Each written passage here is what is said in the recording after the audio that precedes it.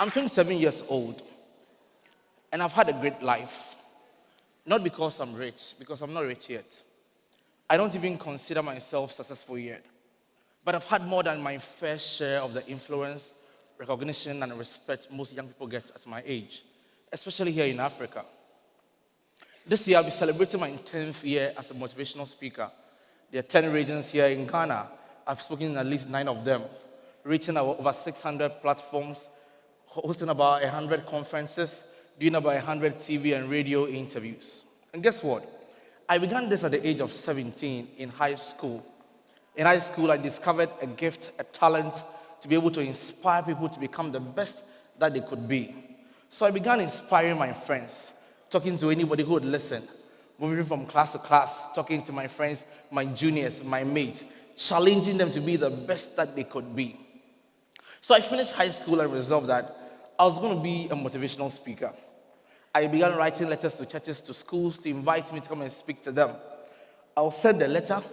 They will look at me up and down and shake their heads and say, "You will hear from us." And I'll say in my head, "What again will you tell me?" Your body language says it all. But a few people gave me opportunity. They started inviting me to speak. And I really applied myself, so I became a really good speaker. So people started inviting me all over the country. And I've spoken in a number of places in Ghana. But as I travel around the country speaking to thousands of young people, I've discovered that for a lot of people in life, their number one challenge is finding direction, discovering their purpose, deciding what it is that they are good at, that they can commit themselves to. And for many people, they're having a struggle between what they studied in school and what they feel called to do. So they say, "Oh, I did fisheries, so I have to become a fisherman." But guess what? Guess what? In today's world, even if you did animal husbandry, the animals don't need husbands anymore. You can become anything you want to be. So I want to give a few pointers, what I believe are a few keys to help anybody who wants to find direction. I call it 6 vehicles of impact. That everybody in the world who becomes an impact maker, a role model, an example for others to follow, does it through at least one of 6 ways. 1, born talent. People who discover an inborn talent and leverage it to the highest level possible. Example, Ghanaian footballer Asamoah Gyan. No university degree, nothing. Named as one of the top 10 highest paid footballers in the world. Somebody say talent. The second vehicle, I call it big business. Big business refers to individuals who discover an idea and are able to build it into a business. Very often, they start very small. One such example is Ghanaian entrepreneur Prince Buabeng. About 20 years ago, Buabeng got an idea to start a company that will help people get easy access to loans. Goes to no place other than Kantamanto, a place known for selling second-hand clothing.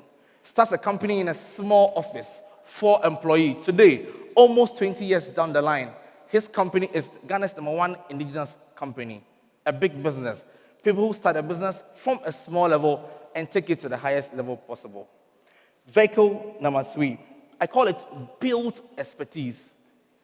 Built expertise refers to people who discover a passion, an interest, some enthusiasm in one particular area or the other and say, "Look, I am committing myself to become a guru, an expert, a specialist in that area."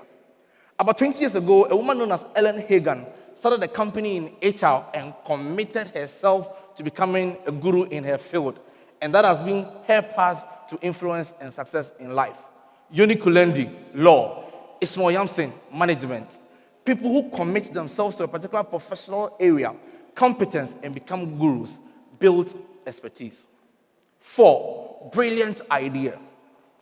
This refers to individuals who get a great idea. Sometimes the idea is an invention, something that did not exist that they create themselves. So, for example, Dr. Martin Cooper, he used to work for Motorola, then started first person to invent the mobile phone.